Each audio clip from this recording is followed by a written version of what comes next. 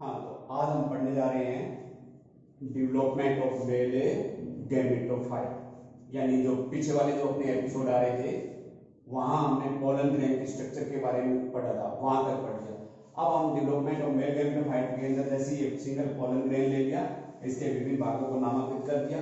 अब जैसे डेवलपमेंट शुरू होगा तो सबसे पहले यूं कहेंगे कि इस केंद्रीय भाग के अंदर कुछ विशिष्ट प्रकार के रासायनिक परिवर्तन होंगे, और उसमें से क्या होगा कि जैसे इसका न्यूक्लियस जो है वो परिधि की तरफ स्थानांतरित हो जाएगा। न्यूक्लियस किसकी तरफ आ जाएगा? परिधि की तरफ आ जाएगा। और साइटोप्लाज्म भी या कोशिका द्रव्य भी परिधि की तरफ आ जाएगा। छोटी छोटी क्या बन जाएगी? इसमें वैक्यूल्स बन जाएगी, रिक्तकाएं बन जाएगी। और जो न्यूक्लियस है वो परिधि की तरफ स्थानांतरित होना एंजियोस्पर्म प्लांट के अंदर इनके जीन स्ट्रक्चर के द्वारा क्या हो जाता है? निर्धारित हो जाता है। तो दूसरा डायग्राम जैसे हम यूं देखते हैं कि जैसे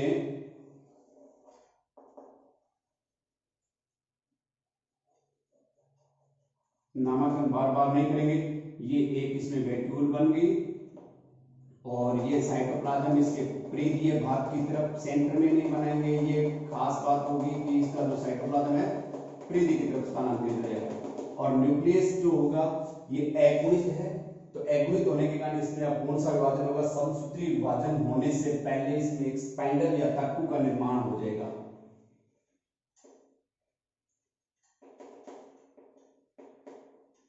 जिन पे क्रोमोसोम आके क्या हो जाएंगे? विन्यासित हो जाएंगे। इसको बोलेंगे स्पाइंडल।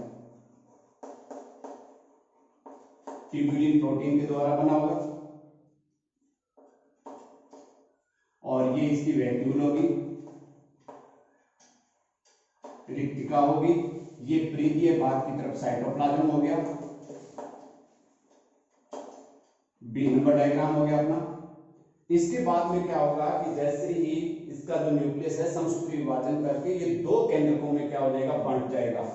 दो केंद्रक में, जिसमें एक केंद्र का आकार में बड़ा होगा और एक केंद्र का आकार में छोटा होगा। तो तीसरा जो अपना डायग्राम आएगा इसमें यूं,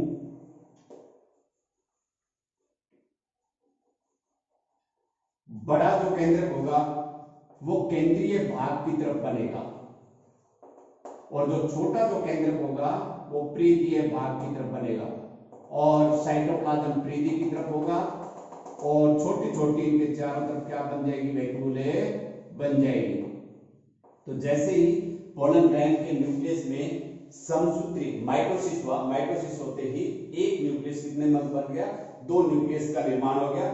जो बड़ा न्यूक्लियस है वो केंद्रीय भाग की तरफ कहलाता है। इसको बोलते हैं वेजिटेटिव न्यूक्लियस।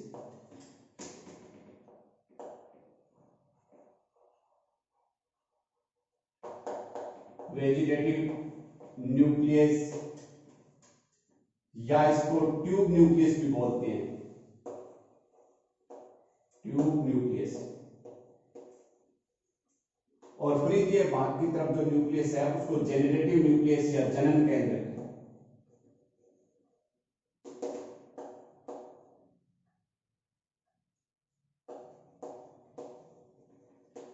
तो समसूत्री विभाजन हुआ, कितने केंद्रक बन गए? दो केंद्रक बन गए।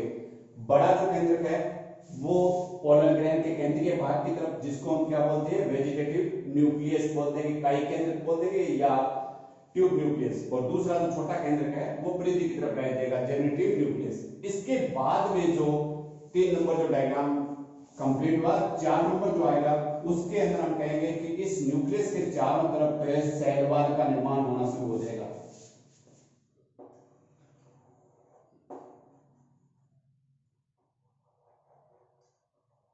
ये वेजिटेटिव न्यूक्लियस और ये जेनरेटिव न्यूक्लियस, और इसके चारों तरफ किसका निर्माण हो गया? सेल वॉल का।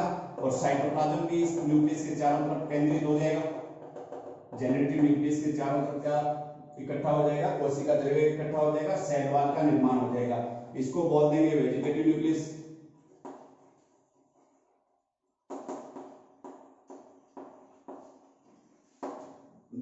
और ये सेल वॉल बन गई, कोशिका भित्ति। और ये सेल अब कहलाएगी जेनरेटिव सेल।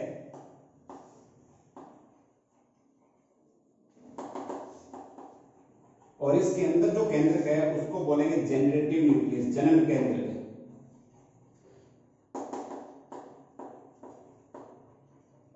तो पोलन ग्रेन के अंदर दो केंद्रक बने, दो केंद्रक बनने के बाद में जेनरेटिव न्यूक्लियस जो प्रीति की तरफ था उसके चारों तरफ कोशिका द्रव्य एकत्रित हो गया। कोशिका द्रव्य एकत्रित होने के बाद में धीरे धीरे उनके चारों तरफ क्या बन गई, सेल वॉल बन गई। सेल वॉल बनते ही ये अपने आप में एक अलग सेल्स का निर्माण हो गया। इस सेल को बोलते हैं हम जनरेटिव सेल, और ये सेल वॉल, ये जनरेटिव न्यूक्लियस हो गया। शेष जो भाग है पोलन ग्रेन का वो वेजिटेटिव सेल्स कहलाएगा, और वेजिटेटिव सेल्स के अंदर जो विद्यमान जो केंद्रक है उसको वेजिटेटिव न्यूक्लियस बोल देंगे। तो ये कोशिका द्रव्य प्रीतीय भाग की तरफ गिरा और वैक्यूल भी बनी हुई है पहले से, छोटी छोटी वैक्यूल बन जाएगी। अब ये सेल क्या कहलाएगी, वेजिटेटिव सेल।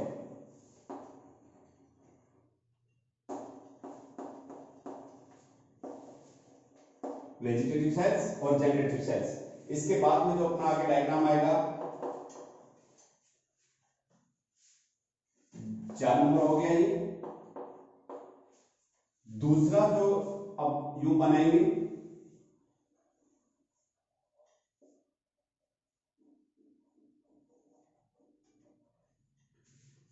अब ये जो सेल वॉल है धीरे धीरे संकीर्ण होना शुरू होगी और प्रीतीय भाग से दूर हटना शुरू होगी, जिससे गुंबदाकार स्ट्रक्चर का निर्माण हो जाएगा।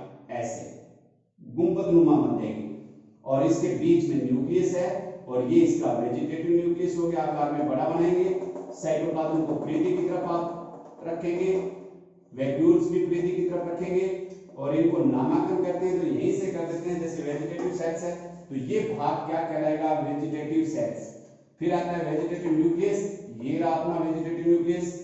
इसके बाद में आती है सेल वॉल, तो सेल वॉल ये रही, प्रीतीय भाग से धीरे धीरे, पहले तो ये अर्धचंद्राकार थी, धीरे धीरे इसकी सेल वॉल यहां से उठनी शुरू हुई और कैसी स्ट्रक्चर बन गई, मुग्धाकार स्ट्रक्चर बन गई, ये सेल वॉल होगी।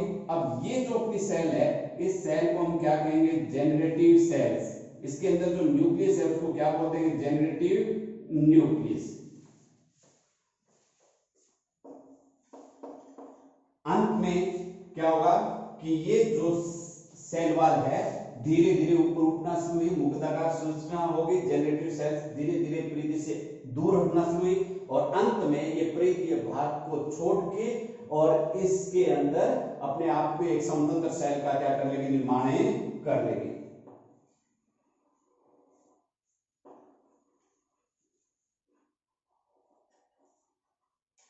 ये वेजिटेटिव न्यूक्लियस और ये गोलाकार इस बार सेल बना देंगे अपने, और इसमें ये न्यूक्लियस दिखा दिया। अब ये तो कहलाती है वेजिटेटिव सेल, ये कहलाएगा वेजिटेटिव न्यूक्लियस और ये कहलाएगी जनरेटिव सेल्स और ये कहलाएगा जनरेटिव न्यूक्लियस। तो पोलन ग्रेन के अंदर कितनी सेल बन गई, 2 सेल बन गई है। एक सेल को बोलेंगे हम वेजिटेटिव सेल, कायिक कोशिका, और दूसरी सेल को बोलेंगे हम जनरेटिव सेल्स।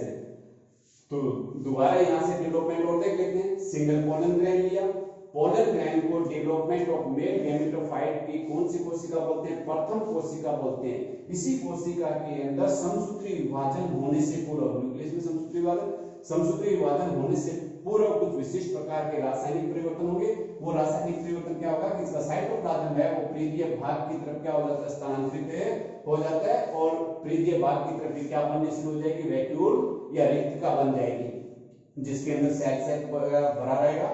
और जो न्यूक्लियस है वो प्रीति की तरफ स्थानांतरित होकर न्यूक्लियर मेम्ब्रेन इसकी विकसित हो जाएगी और स्पेंडल या तर्कु का निर्माण हो जाएगा। ये जो तर्कु बनते हैं वो ट्यूबुलिन प्रोटीन के बन गए और इनके क्रोमोसोम्स क्या हो गए, विन्यासित हो गए।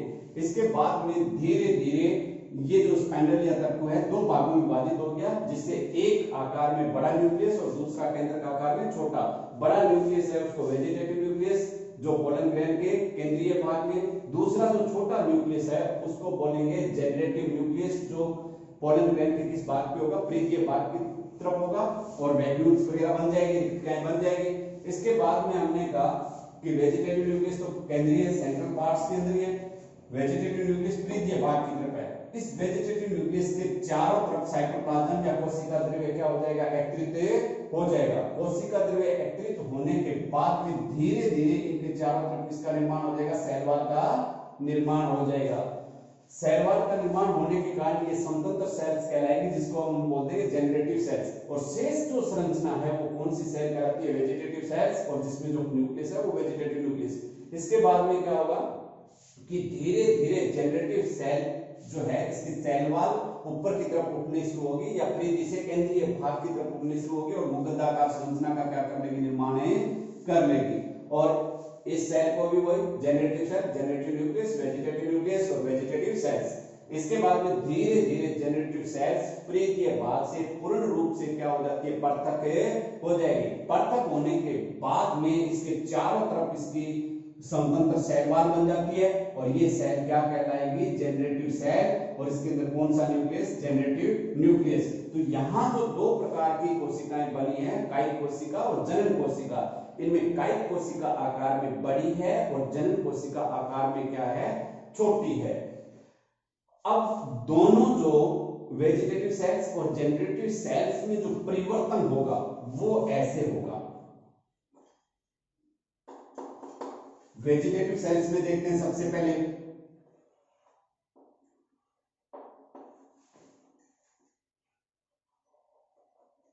वेजिटेटिव सेल्स का जो न्यूक्लियस है वो अनियमित आकृति का हो जाएगा, ऐसे स्टार शेप या कोई भी आकृति बना दी, अनियमित आकृति का, और उसमें इसका जेनेटिक मटेरियल पड़ा है। दूसरी जो जनरेटिव सेल्स है वो कर्मी रूपी हो जाएगी, वर्मीफॉर्म टाइप की हो जाएगी, ऐसे। और इसमें ये इसका न्यूक्लियस भी। तो ये कौन सा सेल होगी, वेजिटेटिव सेल। ये कौन सा न्यूक्लियस हो गया, जनरेटिव वेजिटेटिव न्यूक्लियस। ये सेल कौन सी होगी, जनरेटिव सेल। और ये इसके अंदर क्या हो गया, जनरेटिव न्यूक्लियस।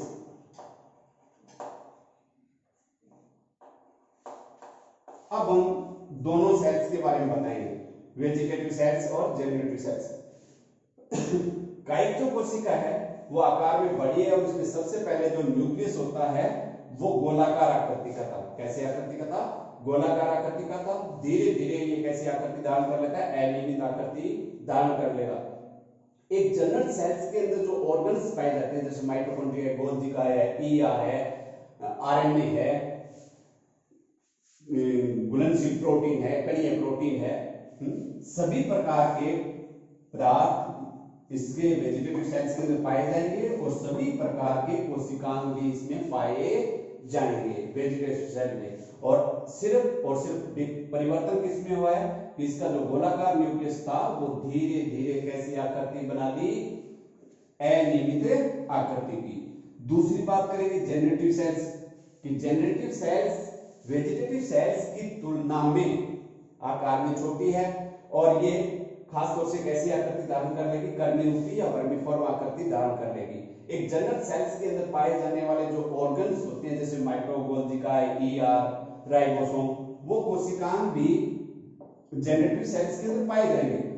पर वेजिटेटिव सेल्स की तुलना में इनमें ये पार्टिकल्स क्या होंगे, कम होंगे। खास तौर से वेजिटेटिव सेल्स है, इसमें आरएनए और प्रोटीन संश्लेषण करने वाले एंजाइम्स की मात्रा ज्यादा होगी। जनरेटिव सेल्स के अंदर प्रोटीन संश्लेषण करने वाले और आरएनए की मात्रा कम होगी। जैसे यहाँ पे हम बात करें ईआर की, तो वेजिटेटिव सेल्स के अंदर रफ ईआर ज्यादा होगी। खुरदरी जो होती है उसपे राइबोसोम होते हैं जो आगे प्रोटीन संश्लेषण में भाग लेंगे। जनरेटिव सेल्स के अंदर स्मूथ ईआर होगी पर रफ ईआर की संख्या क्या हो जाएगी, कम हो जाएगी, क्योंकि इस सेल्स को आगे सिर्फ रिप्रोडक्शन या जनन प्रक्रिया में भाग लेना, गैमेट्स का निर्माण करना है, युग्मक का निर्माण करना है। इसलिए इसके अंदर कार्बनिक खाद्य पदार्थों की मात्रा कम होगी, क्योंकि ये जनरेटिव सेल्स ज्यादा से ज्यादा क्या होगी, लाइट होगी, हल्की होगी। तभी ये आगे पोलन ट्यूब के अंदर मेल गैमेट्स के रूप में क्या करेगी, गति कर सकेगी। और यहाँ पे जो खास तौर से जनरेटिव सेल्स का जो आकार कर्मी रूपी बताया गया, ये कर्मी रूपी आकार जब ये पोलन ग्रेन यहां से स्टिग्मा या वर्ती कागज पे गिरेगा और जर्मिनेट करेगा, पोलन ट्यूब का निर्माण होगा। उस पोलन ट्यूब के अंदर गति को सरल बनाने के लिए जनरेटिव सेल्स का आकार कैसा हो जाता है, कर्मी रूपी हो जाता है। तो यहां ये अपना पूरा एक जो टॉपिक है डेवलपमेंट ऑफ मेल गैमेटोफाइट, इसको संक्षिप्त में ब्रीफ में थोड़ा सा और देख लेते हैं कि जैसे छोटा क्वेश्चन है कि मेल गैमेटोफाइट की प्रथम कोशिका क्या कहलाती है, तो उत्तर आता है अपना पोलन ग्रेन। एक वेल डेवलप्ड मेल गैमेटोफाइट कितने कोशिकीय होता है, 2 सेल स्टेज होता है। कितने कोशिकीय अवस्था होता है, 2 कोशिकीय, वेजिटेटिव सेल्स और जनरेटिव सेल्स। अब वापस फर्दर पीछे की तरफ बात करते हैं अपने किसकी, जैसे टीएस ऑफ एंथर हमने पढ़ा, प्राक कोश की अनुप्रस्थ काल। एक परिपक्व लघु बीजाणु धानी के अंदर जब सफुटन होगा तो उससे जो पोलन ग्रेन जो उसमें बने हैं टेट्राड या चतुष्टक के रूप में, तो डिसेंस या सफुटन के दौरान वो टेट्राड या चतुष्टक के रूप में भी नहीं निकलेगी। और अगर वो चतुष्टक किसी कारणवश जैसे उसका कैलेज नामक हाइड्रोलाइजिक एंजाइम्स के द्वारा अपघटित हो गया है तो वो सिंगल पोलन ग्रेन में बंट गए तो पोलन ग्रेन भी नहीं निकलेंगे। तो जब पूरी तरह से लघु बीजाणु धानी परिपक्व हो जाएगी तो उससे आमतौर पे एंजियोस्पर्म प्लांट के अंदर 80% के आसपास पोलन ग्रेन लघु बीजाणु धानी से कितनी कोशिकीय अवस्था के रूप में सफुटन के द्वारा बाहर निकलता है, 2 सेल स्टेज। ये 2 सेल स्टेज भी आगे चल के यहां जैसे ये स्टिग्मा होगी वर्ती कागज, इस पे आके गिरेगा वर्ती कागज पे आके पोलिनेशन या परागण की क्रिया को क्या करवाएगा, संपन्न करवाएगा। तो कई बार पूछ लिया जाता है कि एक परिपक्व बीजाणु धानी से नर युग्मकोद्भिद की कौन सी अवस्था सफुटन के दौरान आमतौर पे बाहर निष्कासित होती है, तो कौन सी कोशिका होती है, कौन सी स्टेज होगी, 2 cell stage, well developed male gametophyte जिसमें जनरेटिव सेल्स और वेजिटेटिव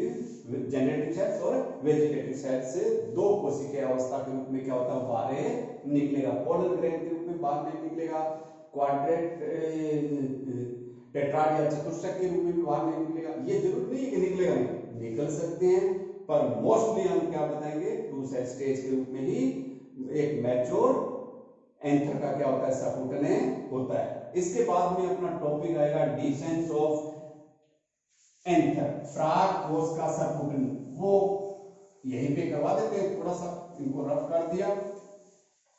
4 प्रकार का सफुटन हो जाएगा अपना, जैसे ये बाइलॉब्ड द्विपाली वाला एंथर है। तो सबसे पहले जैसे हम एक बोलते हैं अनुप्रस्थ सफुटन। अनुप्रस्थ सफुटन में क्या होगा कि जैसे ये कनेक्टिव टिश्यू हो गया, योजी हो गया, ये फिलामेंट हो गया और ये एंथर हो गया, लोब हो गई। इस लोब की अक्ष की लंबाई के अनुप्रस्थ जैसे यहां से कट बन जाएगा तो ये ऐसे हो जाएगा।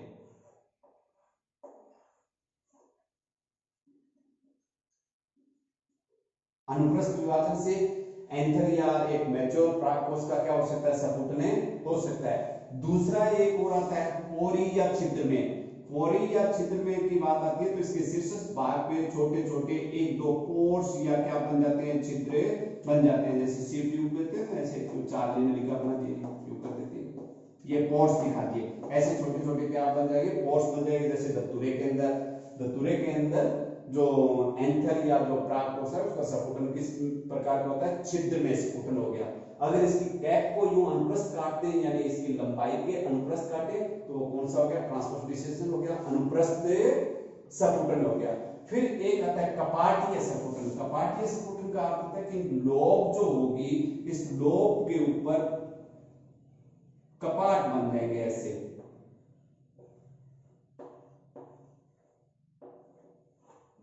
बराबर में क्या बन जाएंगे, यूं बना सकते हैं। कपाट बनते यहां से इनसे पोलन ग्रेन क्या हो जाएंगे, बाहर निकल जाएंगे। कपाटीय सफुटन हो गया, छिद्र में सफुटन हो गया, अनुप्रस्थ सफुटन हो गया। एक लंबोत होता है। लंबोत की बात करें तो ये योजी अंदर की तरफ धंस जाएगा और दोनों लोब क्या हो जाएगी, पृथक हो जाएगी और इनकी ये जो बीतियां है, योजी की तरफ की बीतियां, यहां से पोलन ग्रैंड क्या हो जाएंगे, बाहर निकल जाएंगे। तो कितने प्रकार के सपुटन हो गए, 4 प्रकार के सपुटन हो गए। अनुप्रस्थ सपुटन हो गया, छिद्रमय सपुटन हो गया, कपाटीय हो गया, और एक कौन सा हो गया अपना लंबवत सपुटन। ये सपुटन हो गया। इनके बाद में हम जैसे ये मेल गैमेटोफाइट हो गया, 2 सेल स्टेज। नेक्स्ट जो अपना एपिसोड आएगा वो आएगा कि ये पोलन ग्रैंड स्टिग्मा पे जाके जर्मिनेट होगा, अंकुरित होगा। अंकुरित होने के बाद में इसमें 2 मेल गैमेट बनेंगे, एक वेजिटेटिव न्यूक्लियस होगा, पोलन ट्यूब या परागनली का क्या हो जाएगा, निर्माण हो जाएगा।